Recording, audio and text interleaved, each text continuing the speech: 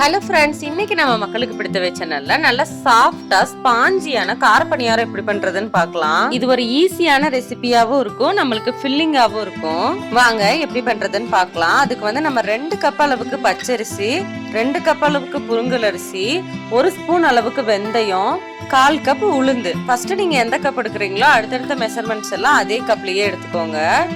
இப்ப இதை 2 தடவை வாஷ் பண்ணிட்டு ஒரு 4 to 5 hours நல்லா ஊற வச்சிடலாம்.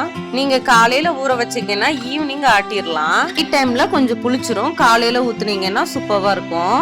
டிஃபன் இல்லைன்னா டின்னருக்கு இது ஒரு நல்ல ஆப்ஷனலா இருக்கும். இந்த மாவுல நம்ம இனிப்புக்காக பாகு சேர்த்து செஞ்சோம்னா அது இனிப்பு பணியாரம். நீங்க டபுளா கூட யூஸ் பண்ணிக்கலாம். பாத்தீங்கன்னா நல்லா ஊறிடுச்சு. ஒரு 4 to 5 hours இது நல்லா ஊறிடும். இது இப்ப கிரைண்டர்ல சேர்த்து நம்ம அரைச்சுக்கலாம். மிக்சி ஜார்ல சேர்த்து அரைக்கிறதுனால அரைக்கலாம், கிரைண்டர்ல சேர்த்து அரைக்கிறதுனால அரைக்கலாம். கொஞ்சமா இருந்தா உங்களுக்கு மிக்சி ஜாரே ஈஸியா இருக்கும். நல்லா நைஸா அரைச்சு எடுத்துக்கலாம்.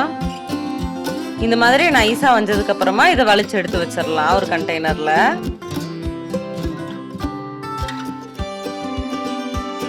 இப்போ நம்ம எல்லா மாவையுமே வலிச்சு எடுத்தாச்சு. உப்பு தேவையான அளவு சேர்த்து நல்லா இது எல்லா பக்கமும் மிக்ஸ் பண்ணிட்டு க்ளோஸ் பண்ணிடலாம். இப்போ ஒரு 8 hours பக்கம் ஆயிடுச்சு. ஓப்பன் பண்ணீங்கன்னா இந்த மாதிரி ஃபர்மெண்ட் ஆயிருக்கும். இந்த கார பணியாரத்துக்கு தாளிப்பு ரெடி பண்ணிடலாம். ஸ்டவ் ஆன் பண்ணி கடாய் வச்சு அதில் 3ல இருந்து 4 ஸ்பூன் நல்லெண்ணெய் ஊற்றிக்கோங்க. 1 ஸ்பூன் கடுகு உளுந்த பருப்பு, 1 ஸ்பூன் கடலைப்பருப்பு, 1 ஸ்பூன் சீரகம், பொடிசா கட் பண்ணி வச்ச ஒரு பெரிய வெங்காயத்தை இது கூட ஆட் பண்ணிக்கலாம். 2 வரமிளகாய் ஆட் பண்ணிக்கலாம். கறிவேப்பிலை இலைகள் கொஞ்சமா ஆட் பண்ணிக்கலாம். இது நல்லா வதங்கட்டும். இது வதங்குறதுக்காக கொஞ்சம் உப்பு ஆட் பண்ணிக்கலாம். இது வதங்குற கேப்லயே நம்ம கேரட், பீன்ஸ் இதெல்லாம் பொடிசா கட் பண்ணி சேர்த்துக்கலாம். கேரட் நான் சீவி வச்சிருக்கேன். பீன்ஸை கொஞ்சம் பொடிசா கட் பண்ணி வச்சிருக்கேன், அதை இது கூட ஆட் பண்ணிக்கலாம். உங்ககிட்ட மற்ற காய்கறிகள் ஏதாவது இது கூட ஆட் பண்ணணும்னு நினைச்சு கூட நல்லா பொடிசா கட் பண்ணி ஆட் பண்ணிக்கோங்க. இது கொஞ்சம் நல்லா வதங்கட்டும். அரை மூடி அளவுக்கு தேங்காய் திருகி எடுத்து வச்சுக்கலாம். தேங்காயும் இப்போ இது கூட ஆட் பண்ணிடலாம். எல்லாம் வதங்கினதுக்கு அப்புறம் ஃபைனலா தேங்காய் ஆட் பண்ணாலே போதும். தேங்காயை ஒரு கிளறிட்டு ஒரு கைப்பிடி அளவுக்கு பொடிசா கட் பண்ண கொத்தமல்லி தலைகள் இது கூட ஆட் பண்ணிட்டு ஸ்டவ் ஆஃப் பண்ணிக்கலாம். ஒரு கிளறியாச்சு. இப்போ நம்ம ஸ்டவ் ஆஃப் பண்ணிக்கலாம். இது ஆறட்டும். இது கொஞ்சம் ஆறுனதுக்கு அப்புறமா மாவுல இதை நம்ம சேர்த்துக்கலாம். ஆறிடுச்சு. இப்போ இதை நம்ம மாவுக்கு டிரான்ஸ்ஃபர் பண்ணி எல்லா பக்கமும் நல்லா மிக்ஸ் பண்ணிக்கலாம்.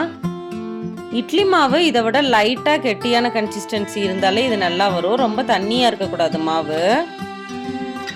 இப்போ நம்மளோட பேட்டர் ரெடி. இப்போ ஸ்டவ் ஆன் பண்ணி பணியார சட்டி வச்சுக்கலாம். பணியாரம் ஊத்தா ஸ்டார்ட் பண்ணிடலாம். ஒரு 2 ஸ்பூன் அளவுக்கு நல்லெண்ணெயை எல்லா குழிகள்லையும் படுற மாதிரி ஊற்றிக்கோங்க. பணியாரம் ஊற்றிக்கலாம்.